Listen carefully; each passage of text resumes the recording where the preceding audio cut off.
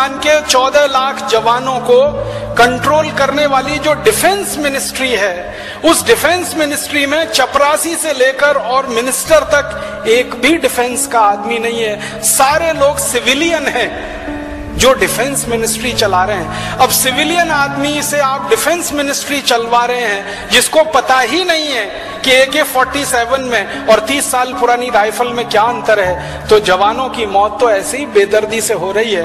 और चूंकि कोई दूसरा लाल बहादुर शास्त्री इस देश में अभी तक नहीं आया है, आ गया होता तो इस देश का नक्शा उन्होंने बदल दिया होता। जय जवान जय किसान का नारा दिया था, तब उन्होंने कहा था कि इस देश की अगर रक्षा करनी है तो दो समूहों की रक्षा पहले करो, किसानों की और जवानों की। किसान अगर पेट से भूखा रहा और खेत में अन्न पैदा नहीं हुआ तो सारा देश भीख मांगेगा दूसरों के सामने। और जवान अगर सुस्त हो गया और पूरी तरह से लैस नहीं हुआ हथियारों से तो ये देश सुरक्षित नहीं रहेगा। तब उन्होंने नारा दिया था जय जवान जय किसान का।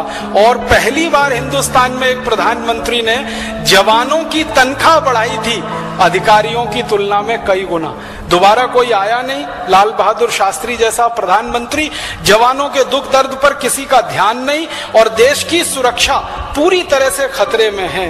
तो मेरा आप सब लोगों को बीच में ये सब बातें लाने का एक ही मकसद है कि क्या हम सब मिलकर इन छोटी छोटी बातों पर कुछ प्रयास करके, कुछ स्पेस अपना बड़ा करके, कुछ पब्लिक इंटरेस्ट पिटीशन लाके, देश की सुरक्षा का मुद्दा उठाकर, देश के स्वाभिमान का मुद्दा उठाकर, देश की धन संपदा के लुटने का मुद्दा उठाकर पूरे देश में कोई ऐसी व्यवस्था ला सकते हैं जिसका उदाहरण मैंने मेरे व्याख्यान के शुरू में दिया कि आपके बीच में से एक भाई निकले MC मेहता और उन्होंने पूरी दिल्ली और देश के लिए नई दिशा दे दी।